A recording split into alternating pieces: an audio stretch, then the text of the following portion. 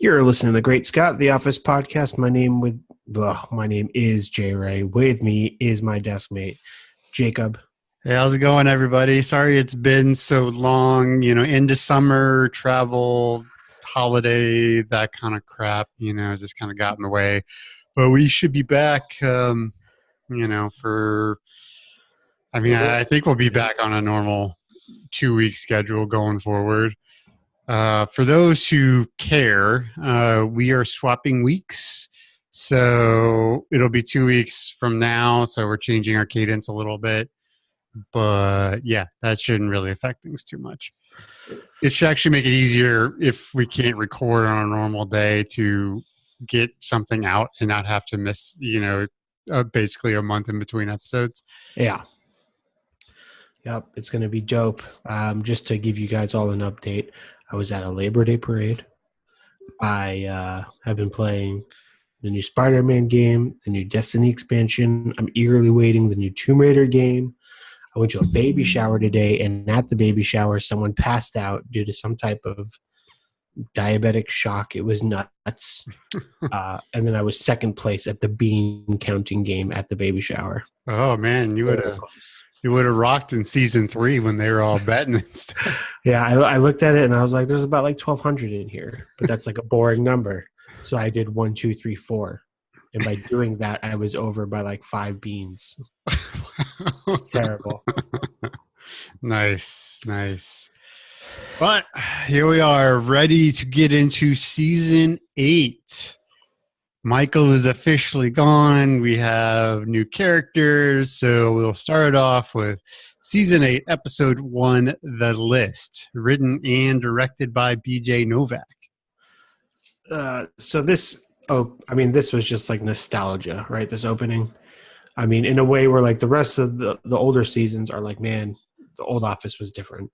But this cold open was so like, this was a movement. You know what I'm saying? That was like the French Revolution. I really miss the whole planking thing. Like, it was just not a thing where I was. I see. No, it was everywhere. So you get Aaron planking on top of like one of those parking curbs. Mm-hmm. Meredith's planking underneath the urinal. Yep. Yeah. Kevin's planking on top of Dwight's desk. Right. Oscar's planking, which is crazy. No, wasn't he? No, he was. He said thought it was stupid. That's right. Right. There's this great line there where Aaron's like, it's one of those things. You either get it or you don't.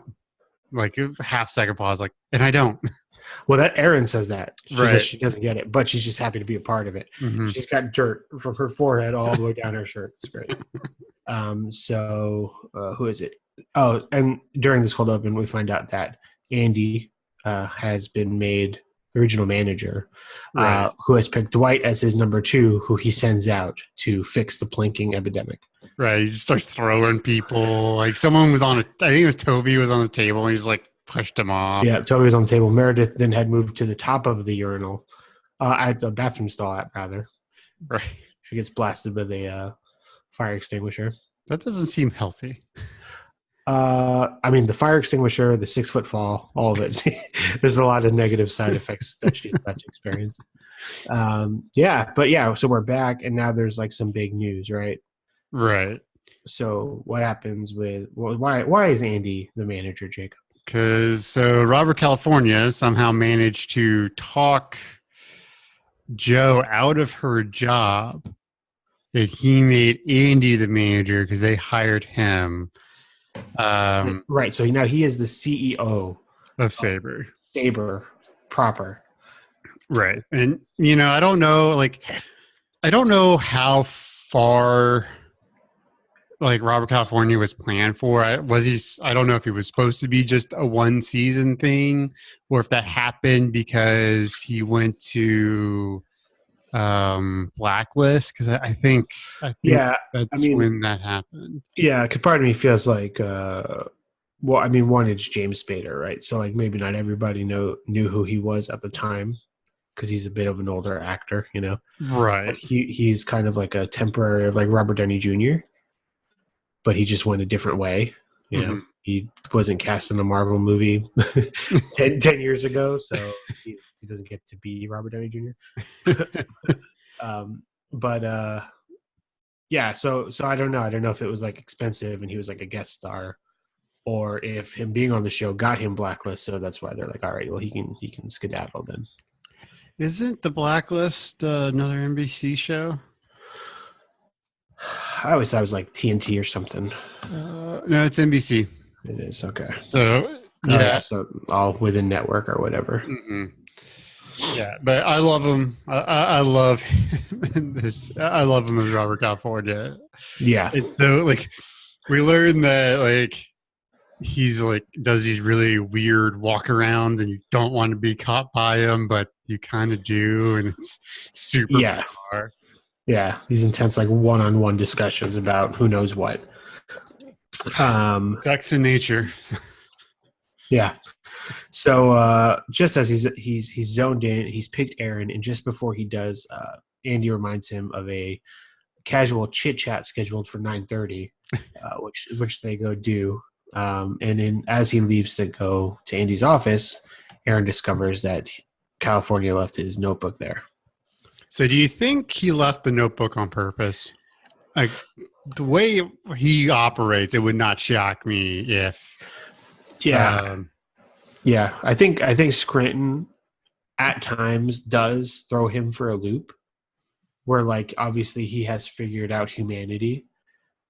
And so like these things like this notebook, I think, is probably a clever thing to be like, okay, now these guys are fighting it out, and it's competitive, and maybe this will drive whatever. But I do think sometimes the sheer insanity of Dunder Mifflin Scranton really catches him by surprise sometimes. But this is just not one of those moments yet, you know? Yeah, I really feel like he did it on purpose. Yeah.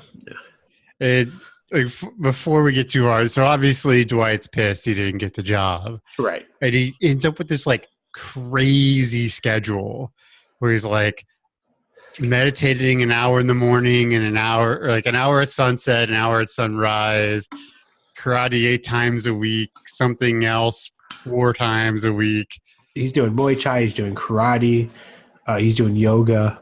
Mm-hmm. Basically every hour that he is awake is planned. Right. He's been doing boxing lessons during lunch. Yeah. It's just like, well, poor Dwight. We see this whole thing in here, especially in the next episode, and Dwight's just like, he's just done. He's like, I'm going to do my job, and that's it. Yeah. So he's not been a big help. I mean, he still is a number 2, and he does do his job, but not to the point of like trying to suck up to this person above him because, you know, right. Michael Andy is not. So find out Pam's pregnant. Mm-hmm. So she is crying to a commercial that apparently has been on TV a few times. And I forget. Yeah, just wants to protect his bone. I don't even know what the commercial's about. Yeah, I don't either. I mean, I'm sure like he has a bank vault, so yeah. But so it's kind of like this, just setting the tone, I guess, for what kind of Pam we're going to get this season. Emotional pregnant Pam. Right. It actually looks like it was a Travelers Insurance commercial. Oh, it's based on a real commercial? Yeah, it was a real commercial. I guess they can match it up with the music because we do hear the music. Yeah. Wow. So, there you go. Yeah. So Erin discovers this list. She calls over Pam because Pam is kind of like the receptionist expert, right? Right. Yeah. Erin definitely like leans on Pam a lot because she's still even though she's been doing the job for what 2-3 years now, like she's still really iffy about it. I mean, over 2 years because it was mid to late season 5 when she came in. Yeah, she came on during the Michael Scott paper stuff. Right. Yeah, I gotta say the relationship between Pam and Erin never really goes anywhere. You get these weird little moments of like, oh, Michael likes the way you do this, Pam, but there's no like, oh, I guess that one time in the car, right, where Erin's upset. Right. Yeah. Right. She's just that one time. But yeah, it's also like, this is my work friend. Mm-hmm. in a Yeah, way where there's like Angela, there's like another friendship kind of thing going on there, you know? mhm. Right. So the list, and they don't know it yet, but we know it's who he perceives as winners and losers in the office. So the winner side: Jim, Dwight, Oscar, Daryl, Andy, Toby, Phyllis, Angela, and Kevin. Kevin surprises me on this one. Yeah. I think there is like a manness about Kevin, you know? Like there's just like a white guyness about Kevin. He likes sports. He refuses to let people call him dumb, even though like he is the dumbest person. Right. Um, and like when he's wrong, but he knows he's right, knows he's Mhm. right, like he just does. And I feel like maybe I think Robert California would be like, yeah, I know dumb dudes like this at corporate. This guy's corporate material because he is so unabashedly terribly Well, it's white. also, he talks about it later, but he's like, I just met you. Maybe I'm wrong. Right, Prove me wrong. right. Prove me right. All that stuff. So maybe Yeah. it didn't really matter. You're just like, hmm. But so something that's interesting is like, if you notice, because, we have nice large televisions now. Um, I paused the list and I was like, Meredith, you could see he started out on the winner side and got Uh-huh. moved to the loser side. Right. The loser side is Stanley, Gabe, Kelly, Ryan, Old Man, Yep. Pam, Meredith, and Aaron. Yep. That's right. Let's see. 1, 2, 3. There's definitely a lot more. Well, there's one more on the winner side, right? Right, but there's 4 women on the loser side and 2 on the winner side. Yeah. Yeah. I mean, if Phyllis and Angela are like kind of front and center in terms of their roles in their department. Right, and Phyllis is the only female sales staff too. Right. Um, so Kelly's in the back. Pam, as this office administrator thing, I think there's not a lot to do to be like, I'm good at my job with that. Because that seems to be what she leans into. She doesn't like even try to sell. Meredith. I mean, I would honestly with Meredith, I feel like it's probably like he must have figured out she's a drunk. Maybe. Or a Like, whore, or a drunken whore. that. It's got to be the combo. And Erin, yeah, because she's dumb. I like Erin. I would give her all the jobs, but you can't deny it. She's not the brightest bulb. Yeah, but I don't know. I don't know if it's like she's stupid or she's just really naive and hasn't been taught enough. I mean, she threw out a disposable camera Yeah. after using that. I'm pretty sure there are instructions on the camera saying, now give this to somebody to get your photo. Right. So they're all trying to figure out what it is. And Jim's like, all right, look, I'll just take a picture of it. He's like, Dwight, throw in my phone. And Dwight's like fastballs it right into the walls. Yeah, yeah. And Kevin's like, we're gonna need a warning. It's like, we're not gonna need a warning. He starts yelling, warning, warning, warning. Right. The first of 2 times this works in this episode. And there's this great bit about Dwight's lists. Dwight's list where he has all these lists and all these ledgers that I love that he just has at the office. Yeah. And the one that stuck out to me was there were 2. There was if we were splitting into life rafts and life boats. Do you know what the difference is? Because I don't. Yeah, well, I no. If I guess, I would say a raft is flatter. So like maybe it's composed of like tree trunks and stuff like that, while a boat is like a proper boat with raised sides. That's my knee jerk thought. So maybe there's something about people who would roll off a boat. Not great for a life raft, Yeah, I had never heard the distinction before. So ultimately what they decide after comparing with these lists is that Andy just needs to ask Robert California what the deal is with this list. And now this is this is hard because Andy doesn't do anything as regional manager from this point moving forward. That is like, well, except for maybe the next episode, but like that really showcases that he deserves to be there. You know, he continues to be Andy. He's scared. He's not confident. He's wishy-washy. Their biggest Right. client. That's right. So, you know, there's a lot of negatives that I'm aware of. So it's not like, because, and I say this because Jacob wrote, Andy is such a wuss when it comes to everything, which is true, but it's not like this is like new, right?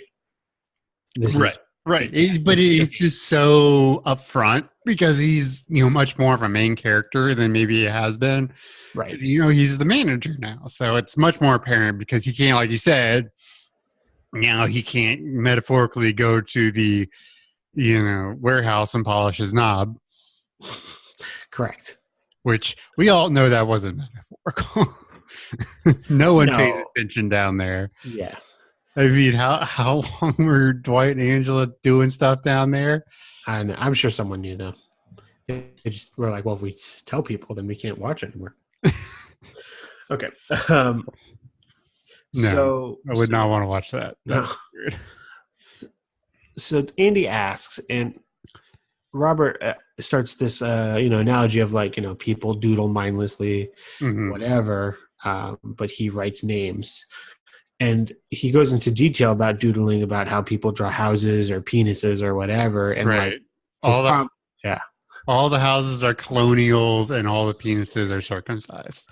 Yeah. It's true. That's yes. Correct. But yeah, so he downplays the list. He doesn't really explain what either side is, and as he does this, he moves Andy's name from one side to another side. Right, and I think it was probably just how he was just so wishy-washy about it. Yeah, I mean, it could be that, or part of it could be like because Andy explains that the staff saw the thing. They made the photocopy or whatever. And it's just like a lack of control over his people too, Right. So let's see. Yeah, so he ends up taking the left side out to lunch. Yep. And we get this very weird thing of, so Jim, what does your daughter think of the street? Oh, Sesame Street. Yeah. It's like how Elmo is some weird symbol of like cap. I don't remember exactly what he said Elmo was, but it was some weird like metaphor he was using, and everyone has no idea what he's talking about, but they're like, "Oh, great job, Robert! Apt." Yeah. Well, and it's at that moment too. Toby just realizes he's like, "This is too much." Either it's because he doesn't. I think it's more like he doesn't disagree with everybody faking understanding. Like, I don't think he's got like a moral issue with that. It just felt more like, oh, these people are like playing this game and like I'm gonna lose.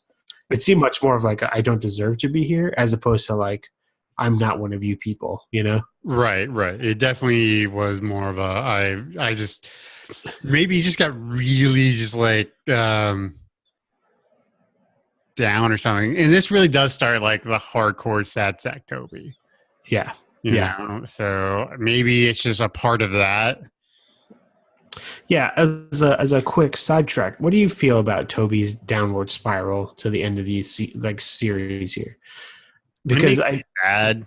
Because I really liked Toby early. I thought he was always a sort of a foil punching bag. Right. Well, he started out as more of a foil to Michael. And then he just became like a whipping boy. Well, because there's like a joke here where like as I turn yellow, dabu dee dabu die, that Toby was never really a loser. Michael saw him as a loser, always kind of with no good reason to, right? Right. So we all could have believed that Toby goes home and it's a totally normal life or whatever. But then they don't ever give him that. They like make sure his relationship with his ex-wife is not great. Mm-hmm. That he's always trying to impress his child. He has a conflicted relationship with God. Yeah. He ends up living, in a house with roommates. Like 14 roommates in Yeah, New yeah, York trying to write yeah, the next great crime novel. right. So they really build him up, like as the series goes on, to be the loser that Michael knows him as. And yeah, I'm with you. It's sad. It's too bad. And he is the showrunner too. So like I kind of wonder why he let it happen. Like I feel like there was supposed to be a payoff for a joke and it never came. That's what it feels like. It feels like you're setting up this big joke and nothing ever comes of it. Well, I wonder if it's like reasons of, well, practically because so he doesn't have to be on camera as often. Like he's a loser, so he gets to come in once or twice and just be like the butt of a joke. Right. But on the other hand, too, I wonder if there's a because they do things that make Toby also worthy of being a loser, like when he creepily touches Pam's leg. I mean, it's pretty much all Pam stuff, right? The creepy leg thing. Right. He gets Buying the really into DSLR Nelly camera, when she shows up. and he's really bad about that too. Right. And you got the whole Screen Strangler thing that he pines about for years. Yeah, yeah. So while they also give him traits of being a loser, they also give him negative enough qualities where we would want him to be a loser in those moments. So I don't know what his game was. He's just messing with us. He didn't start from the beginning, obviously, right? It was Greg Daniels. So by the time he's in charge, who knows? Who knows what's been? Yeah, like I said, it feels like they were going to do something with it. It just never happened. Yeah. So it finally comes out that these are losers. Yeah. And Jim is like freaking out. Like, how could he actually like call them losers? And so Dwight, I think it's Dwight or Kevin, like texts everybody like, ha ha. That's right. Yeah. And so Pam starts to cry. And Dwight says, no, it's Andy. He goes, chins up. I can't believe he would say that. It's terrible. Well, immediately he's like, oh, that's not appropriate. That's really good. He's just like, he doesn't know it. Like, he's like, I have no idea what I'm doing. So I'm ultimately, and I'm just going to skip across you calling Andy a wuss again, if that's okay. But Andy is trying to get some help from Dwight. Dwight like really stands his ground at this point, knowing he's a winner, Andy's a loser, and if he doesn't help Andy, then Andy will be shown for the loser that he is. Right. And earlier he said, I'm just going to wait for the inevitable implosion of Andy. Yeah, that's right. But there is a good moment where Dwight's just like, you wanted the job, it's yours, do it. That's right. Because he's trying to that'll be next episode. Sorry, that's the next episode. But Dwight does try to be like, he says that in a way where like obviously Andy can't do it, but Andy does do things, little things here and there. They're like, oh man, yeah, there's sprinkles here. Right. So we get this fun thing where he's, Robert California gets really inspirational with like, all right, winners prove me right, losers prove me wrong. I just met you, all this stuff.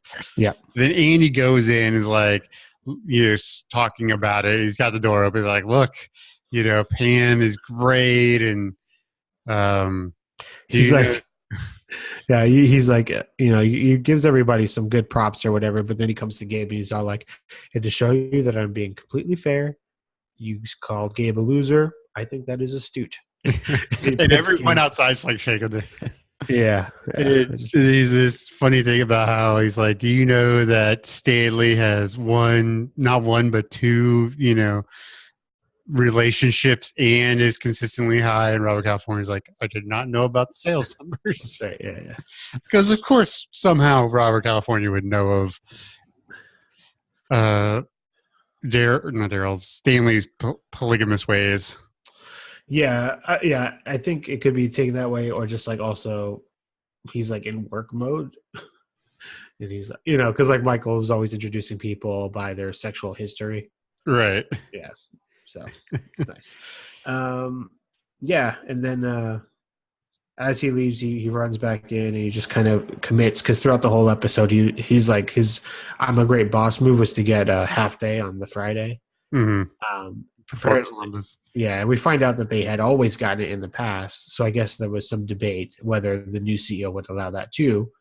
So Right. he says they're taking it off. Right. So like the have you ever worked in a place where you got Columbus Day off? I just started to.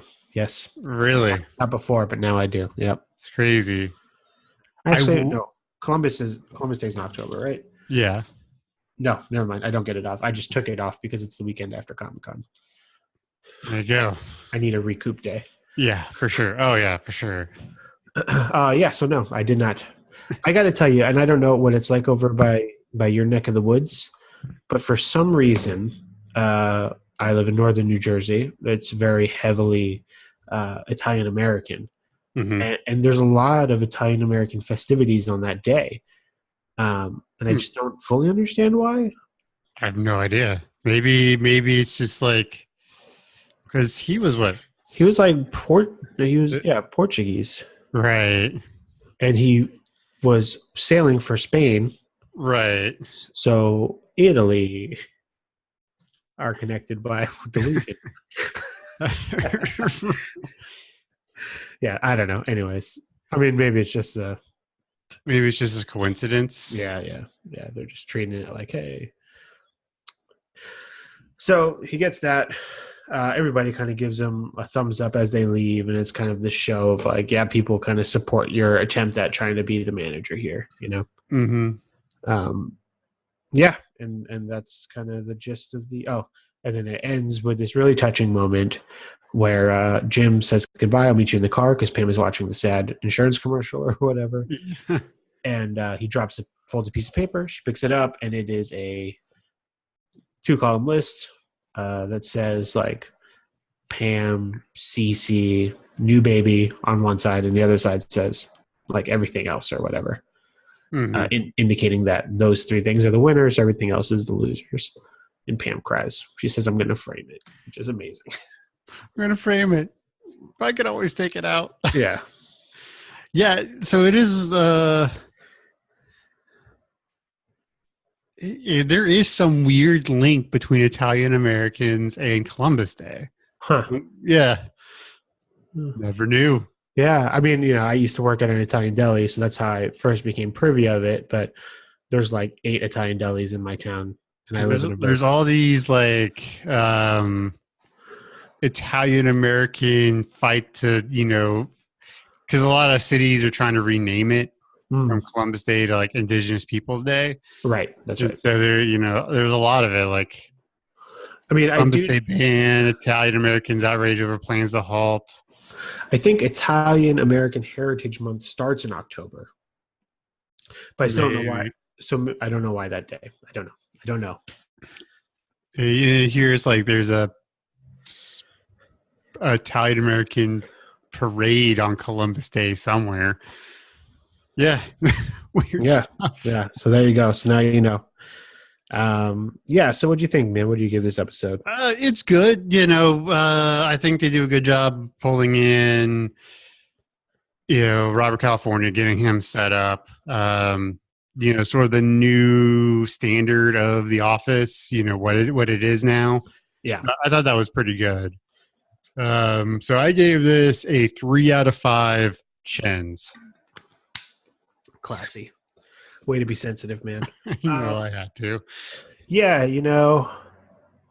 what's been really exciting about doing Great Scott with you, Jacob, and all you fine listeners at home is that I was really adamant that I would hate all these later seasons, and now that we're like in it, I feel okay. Maybe it's because I just accepted that I hated them a long time ago, but I was just really digging on this episode, so I gave it a 3.6 out of 5 circumcised penises.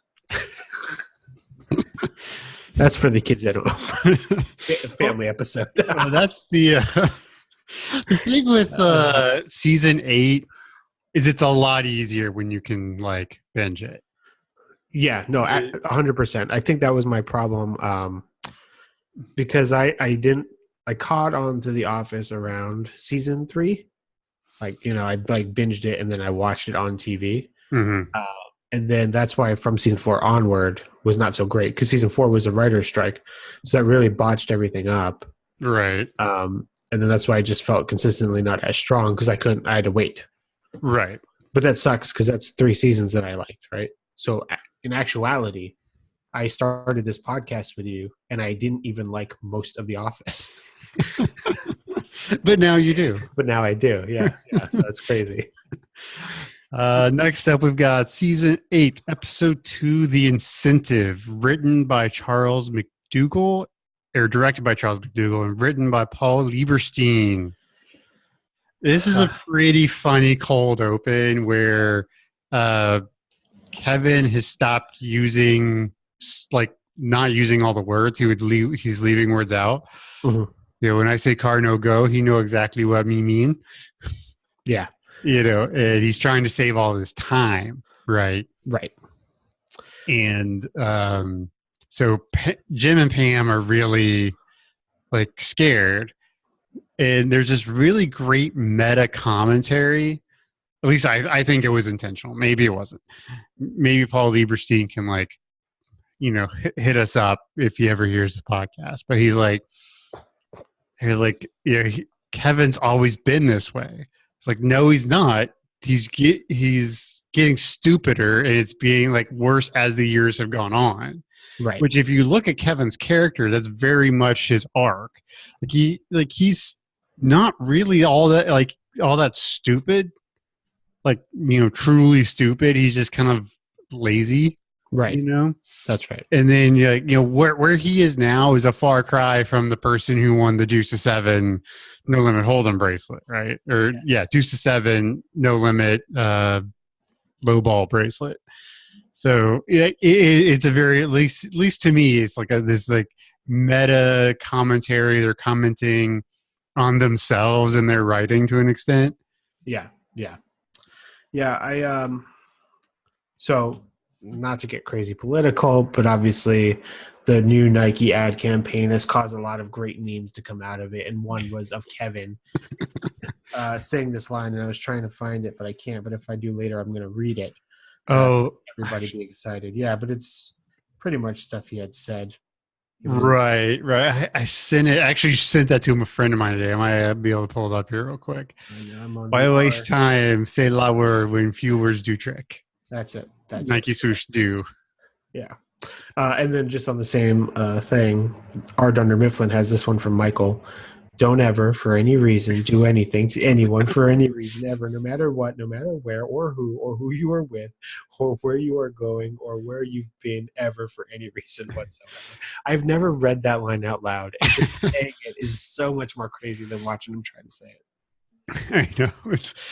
I love, like you said, like, I don't really care. I mean, I think the whole Kaepernick thing is overblown, but that's a whole other can of worms. Yeah. But the memes have been fantastic. It's great. Like, just swiping through Imager, like every fourth one is a different one. Like, some of them are really good. Yeah. So thank goodness at least for that. So he has this like intervention. It's Andy, Jim, Pam. Is Dwight in there? I forget. No, I don't think so. But they're trying to have him talk proper. Then there's a great bit about SeaWorld, like he's going to go see the world. What is it? Right. Yeah. So finally they get him to speak proper, but he has a little talking head saying, "When I'm in charge." They see. And this is the first episode with where we see the pyramid tablet. That's right. It's just a small cameo. Right. But that's the first look at it. Like, I actually had forgotten they had set up. Yeah, me too. This far in advance. Yeah. It's it's barely 3 pounds. Yep. So it has 50 L of storage. Yeah. Which I don't even know if that's a real thing. Right. I'm not sure. I don't think so, because K would be 1,000. L is sometimes 1,000, but that's why I feel like that's why it'd be K. Right. So it just doesn't, and I'm not seeing anything on the interwebs about it, but I mean, part of me thinks it's funny that like this thing is so ghetto that like like imperial system. It has to be its own metrics of like memory. You're gonna want the memory, yeah. the memory booster. So while Dwight is given the rundown of the pyramid, Andy comes in with some ties, very Michael Scott like. Mm-hmm. Bunch of ties on his arm looking for feedback, and we start finding out that he's given many people in the office nicknames. Right. There's E-Dog and D-Dog and C-Span, Spaniel because of your Mexican heritage, and Cocker because never mind. Well, and it's funny, right? Because like that's a very convoluted way to say that nickname when like really like wouldn't it be because he's all I know it all? Right. Yeah. I mean, it would definitely how I would have taken it. Yeah, but I think it's funny that he probably doesn't even make that connection at all. Right. Well, it's also very Michael Scott in a lot of respects. And I think one thing that we kind of see here is that Andy, who always kind of, I don't know, maybe like, I mean, he liked Michael, but I think he always saw himself as better than Michael. But we start seeing that he has a lot of Michael traits. Right. Yeah. I mean, it's especially the earlier episodes where he's in charge. Mm-hmm. It's what won me over for Andy. So I was like, yes, he could be the next Michael Scott. And the fact that they really move his arc so widely different with like the Aaron stuff rather, I think really derails it in a way that makes it not fun. Right. It's freaking out. We ordered Qdoba, so the dog knows. You can get Qdoba on a Sunday night. That's risky. Oh yeah, we got DoorDash over here. Oh my God, I hate you. I know. You know what it is? It's because we live in a real place, Jacob. Okay. Yeah, that is the one thing. Like, I do not miss where I used to live. The first place we lived in Pittsburgh. Yeah. Besides the fact we had great delivery options, Yeah. there was this Thai place that was cheap, super good. And like you ordered it on Grubhub, always within 15 minutes or less. They were like, Yeah, that's great. Like 30, on the app, be like 30 to 45 minutes, 10, 15 minutes later, knocking on the door. It's so great. Friday night, we ordered a box of Munchkins and hot chocolate from Dunkin' Donuts at like 9 p.m. It was great. Best thing ever. I mean, I'm not one of my New Year's resolutions. I had two big New Year's resolutions. Get a new job, which I've done. Lose 15 pounds. I'm not doing well with the 15 pounds. And it's because I can get donuts delivered to me at 9 o'clock on a Friday night. Well, if you ever want help with that, I got stuff that can help you. That's true. I might have to hit you up after. Okay. So nicknames, yada, yada. Mm-hmm. He's looking for a tie. Dwight kind of reinforces in the talking head that really he's just going to let Andy do his thing and it's all good. Right. Because, and I also find it interesting that they set up Andy's demise this early. Second episode kind of thing. Hashtag foreshadowing right there. Yeah. I mean, that being said, it's not like uncharacteristic for Dwight, right? Because that's his whole shtick when Jim was co-manager. Like he's very good at trying to, and actually he did it to Michael too. We always think he's such a loyal guy to Michael, but really he's constantly trying to be like Brutus. Right. But the thing with Jim, he was actively trying to screw him up with his diabolical plan. Right. Like when it's Michael, he was just pointing out things that Michael did to himself. But Jim, he was like setting up. But this time he's like, you know what? I'm going to wait. Yeah. And so that's kind of different. And so like Robert California comes in and like, this is also where we start seeing some like the big time daddy issues that Andy has. Like, hi, Dad. Yep. Which is weird because the dude, well, it's weird now because the dude who played his dad, whose name I forgot, was like arrested for hanging out with kids. If you catch my drift. Yeah, he was the dad on Seventh Heaven. Seventh Heaven, that's right. Yeah. So we get this fun scene. So Aaron asks if Robert California would like a cold beverage. It's like, no, just some coffee. And so he doesn't say no. That's the problem. I think. Just coffee. Yeah. So she brings him like this old cold coffee. that has way too much in it. Like, why she filled to that high, I'll have no idea. Yeah. So yes, he brings it. He is confused. We understand the joke. She goes to get him new coffee. Right? He's like, "What? Why'd you bring me cold coffee?" It's like, you said you wanted. Yeah. It's a great like little look in like how literal Aaron is. Yeah. Yeah. You know, and it's endearing. It's cute, but it definitely does like inform her character on why she's got a little Right. spacey. Why she might be in a loser column. Yeah. So yeah, he said, Andy says something nice to Aaron, whatever, she bounces, and RC's like, you like her. And I don't know how he's saying it, because it could be like, oh, you like her in a man-woman way. Or it could be like, oh, you protect her job-wise. Like you think she should be here, so you do things to get her out of the line of fire. Yeah, I mean, I always took it as the you wanna get in with that kind of way. Yeah, you think Robert California is some type of like weird sexual guru. I think he knows a lot, but I don't think he's a sexual psychic. Right, but I mean, it's pretty obvious. I mean, it's one of those things that watching the show and how it's done, like Right. it's obvious that if you didn't know, you could tell that Andy has a thing for Aaron. Yeah, on some level. I mean, it's pretty obvious. right. So I'm not like thinking he's like some kind of sexual guru. I just think he's like just reading the signs. When a conversation happens and he gets like a little pulse in his junk. Okay.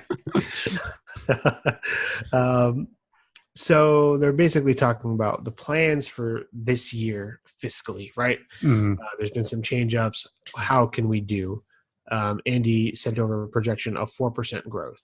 I thought he said they had grown 4%. Oh, there was a 4% growth, right? So he wants Robert California wants an 8% growth by the end of this coming quarter. Right. So that causes some freak out. Right, and like Andy like crawls up on Jim's desk, knocks over the monitor, all sorts of stuff. He's like, how are we going to do it? Like he's trying to get someone else to do his job for him. And Jim's like, I have an idea. Do you have new territories you want us to explore? Yeah, new clients. New clients we can have an in with. Yeah, or like an in with a big box chain. Right. Well, what I think is great about that desk moment is because we've seen Michael do things similar. Right. And with Andy trying to do that, to me, it seems like Andy bought it. Michael puts his leg up on the desk and is like being casual. And Andy was like, wow, what a casual guy. So he tries to mimic it and he just botches it up by like knocking over all the family photos. Right. And this is where we see the whole, because Dwight is making brownies for some reason. Right. And Andy comes in and he starts talking to him about it. And he's like, how do we double our sales? And we learn that heirloom tomatoes are pushing back on beets into salad. That's right.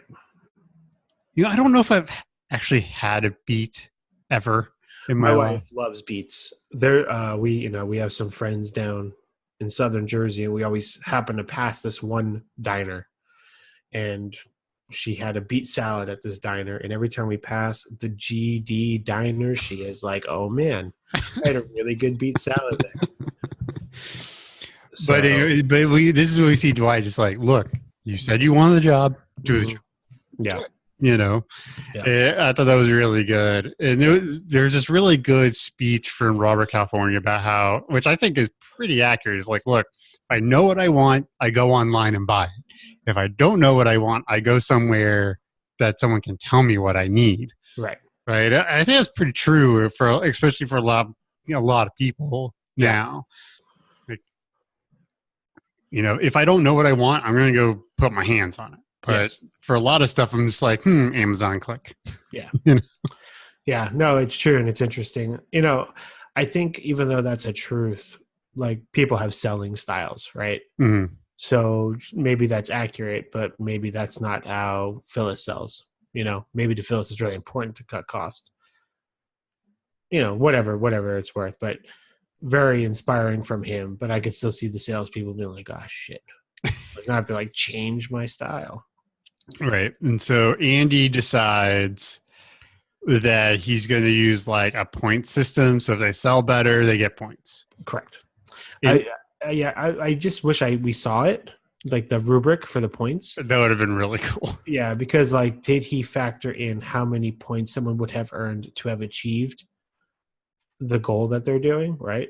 Like if all the reps had to increase 8%, right? Mm-hmm. So how many points would it have been for Stanley to increase by 8%? Right. And if that's the case, right? Because then obviously we get to a point where some of these prizes he thinks are unobtainable, you know? Right. And it made it sound like also that other people besides sales staff could do it. 100%. Correct. Yeah. And so, he's got a bunch of like stuff for like 15 points. And for some reason, he's got a, vibrator up there. Yes. Yeah, it's like plush and toys and stuff. And then, yeah, vibrator. There's like a kitchen towel. Right. Now, if you had some Funko Pop figures up there, man, I would have been all about that shit. Yeah. I just bought my wife two today. I love those things. I love those things way more than any 30-year-old should like love fucking vinyl toy. Totally fine. I won't tell anybody. No one will know. So if you want to send me something, send me a Funko, listeners. I love them. Yeah.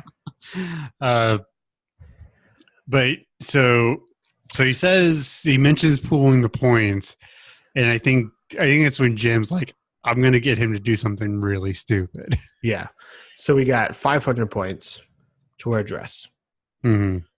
1,000 points. Did you even say 500 points was like not going to happen? Yes. Right. Which is why I think he goes higher and says more ridiculous things. Right.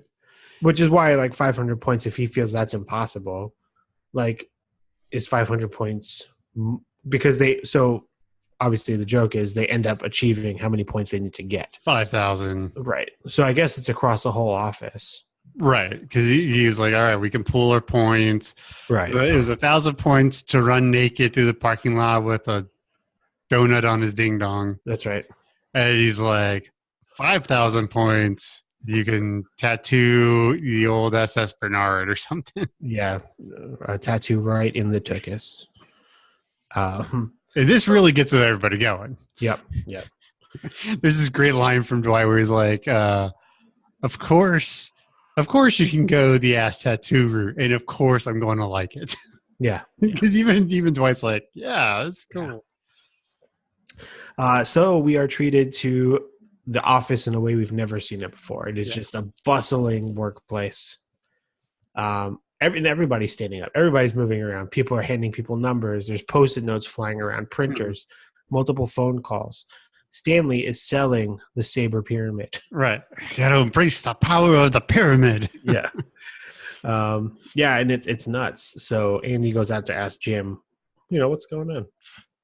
The funny thing about the pyramid is look, I know it's one of those things where they did it because they're supposed to show the ineptitude of Saber and all this stuff. Right.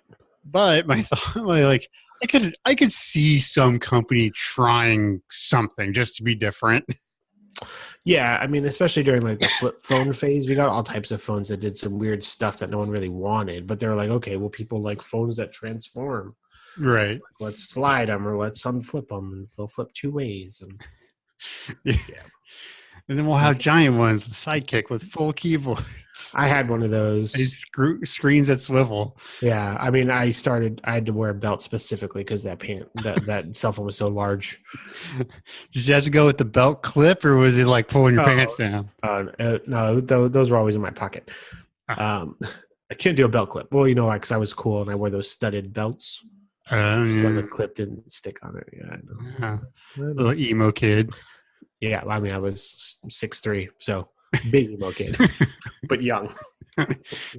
little baby Jay-Rey. That's right. Emo. Yeah. Tall, lengthy brown dude in black mascara moping through the mall, almost like a ghost. It's like the mall Yeti. And then so we see Andy calling up the professor who wrote the management book, which I think I used a version of it when I was in college. Okay. Uh, he was like, "Yeah, this is one of those classic ass tattoo and situations." Yeah. Yeah, right. Because he's looking for a page in the book that will teach how to de-incentivize. He wants his employees to do worse. Right. Um, so So they get there. They hit all 5,000 points in a day. That's right. So one, he hit a sales goal. So that's Yep. cool. Yep. Well, I guess that's what I wonder. By the end of the day, has he achieved the 8%? I think already? so. Yeah, because that's why I was wondering if he calculated how many points people would have to earn to get there. That's what my guess would be. Yeah, or did he not? So they hit this 5,000 points. He's actually not closer at all to his 8%, and now he has an ass tattoo. Like, is that how much he sucks? Well, it could be, but they were definitely selling a lot, right? So you would assume that it's got to be It kind of like I don't know. I got the vibe that they hit the number. Yeah, there's like a Facebook thing that gets shared a lot. It's always like never do 100% at work. You do 50%. That way, if you want to be really good, you do 75%, and if you have an off day, you do 25%. Because if you do 100% and they say, "Hey, can you work harder?" You're like, "I've already been doing everything I can." So that's the bad of today's day, because now they saw Dunder Mifflin at 100%. They're going to want more of that. And we have the all of these terrible ideas for something raunchy from Phyllis, for sure. Something very raunchy from Phyllis. Like, I wonder if it's out there or if it was just like a gag. Or right. Was it just a blank piece of paper, or did someone really doodle something? Right. I have a friend who got a shin tattoo. It was a free tattoo, but this artist was like wanted to test the style or whatever, and it's messed up because it is a woman with 2 black eyes, and the text says, "I told her twice." And he showed it to us, and we were like, "Oh my god, dude, that is the worst." I mean, it looks great, but like, I don't know. I don't know how he's ever gotten a date since then. But he wears those like compression things like around his. Yeah, he's gonna have like all the time. Like he's always constantly like waiting to get past the basketball. Yeah. So they take him out, and he's wigging out because they've convinced him that they're going to have a baby coming out of his butt. That's correct. Which kind of begs the question: do you think the guard dog tat was always the plan, and they were just fucking with them, or? Yeah, I guess I could see Pam kind of doing like a thing where she kind of like at the end she realizes he's going to go through with it, so she sketches up something real quick and like gets the approval. Because it was on a different piece of paper too, right? It was like in a notebook, right? So part of me feels like maybe it was kind of like improvised. Mm-hmm. But so he sits there. He does the Andy thing. He cries when it's a cotton swab or whatever, cleaning the area. Right. He's like, but he goes out, and Jim follows him. He's like, "Look, no one expects you to do this." Mm-hmm. And he's like, "Look, Tuna, I only have so much ass space." He's like, "Look, it'll buy you time to your next great idea." That's right. He's like, "No one expects me to do this." So he walks in all confident, like just drops his pants like right in front of Aaron. I'm like, man, that's probably like gonna like sexual assault or something. And just like swan dives onto the table. Right. Yeah. Yeah. What was I just? I was just watching something. Maybe it was The Office. Oh yes, it's the fire alarm. So they're outside, and Jim is gonna start everybody playing. Who would you do? Yeah. And again, I was just floored. I was like, that is just sexual harassment waiting to happen, because everybody, including the gay guy, says they're gonna do Pam. And like that can't be a safe work environment, or at least foster the feeling of safety. Right. So yeah, this is a crazy office. Continues to be. We get this really good voiceover from Robert California. He's like, "There's something about underdog that just really inspires the unexceptional." Yeah.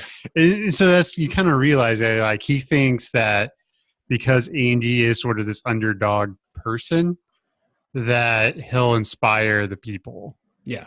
More. So, right. Yeah, like Rudy, right? Like Rudy was kind of in charge of his team, even though he wasn't really. But like everybody played better. Right. So Sean Astin carrying Frodo up Mount Doom. That's what that movie's about, right? Dumbledore Calrissian. Yeah. May the force be with you. So he lays down, he drops trow, he starts to get this tattoo. Someone shouts, make it bleed or something. He goes, do I make him bleed? Yeah. And yeah, so it's this fun little Nard dog tattoo, which I forget, is it a fire hydrant or is it a doghouse? It's a dog. It's a dog. Well, right, but it says Nard somewhere. He's like wearing it on like a shirt or something on the dog's chest. That's it. Because the dog has a shirt on. Right. I think the shirt says Nard dog. Yeah. Nard dog tattoo. Let's see, real quick. Just a reminder, the Office podcast, Great Scott, is brought to you by brokenjarsbroadcaster.com. .xyz. I don't know. Yep, you're right. It's a shirt. It's a blue shirt with a white stripe that says Nard on it. Yeah, and he loves it. It's great. It's all very nice. Everybody feels good about it. Mm-hmm.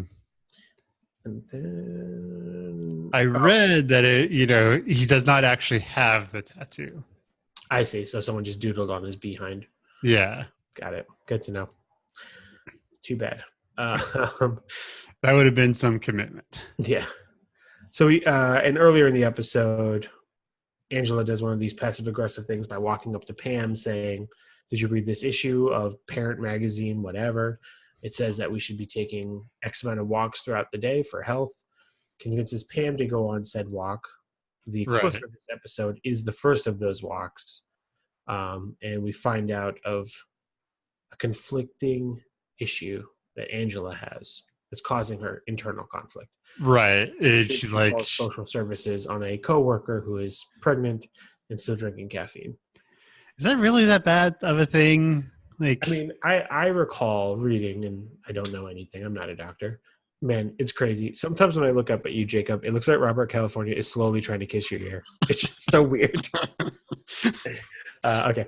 Yeah, I've read that if you're like a heavy smoker or something, like you shouldn't quit because the quitting is actually more shock to the child than continuing to smoke. Huh. Like maybe you can like lighten up or whatever. And I think you definitely can't go on the patch because that stuff might go straight into your bloodstream in a way where like inhaling it is not, it's different. Right. But that's what I had read. I don't know if that's true. I've never been pregnant. So, I don't want to make assumptions here. Yeah, I don't know. I could see not wanting to like do that, but like, is it really that big of a deal? Right. Yeah, so they decide to have these walks separately. Mm-hmm. And we find out that Angela had already called social services on me. Correct. So how many government agencies has she called on her coworkers? Because she also all of them. INS on Oscar. So she's happy she did. Yeah. All right. So what are you giving this episode? Yeah, same thing. These were all really good feel-good moments. Like The Office felt like a team in both of these episodes, so this one was just pretty solid too. So I give it a 3.4 out of 5 Nard dogs. Yeah, it's a good episode. Fun. You get to see like outside the office. You get to see a lot of good stuff. So I gave it a 3.5 out of 5 pyramids. Feel the power of the pyramid. Power of the pyramid. Yep. All right. So we are back. Yay. Being back, season 8. As always, you can check us out at brokenjars.xyz. Check out our other shows, the Dresden Files podcast. And that might be it right now. Yeah. We're doing great. Yeah. So we're doing great. Yeah. Yeah. And then we will see y'all in 2 weeks. Yeah. So take it sleazy. Later, y'alls. Bye.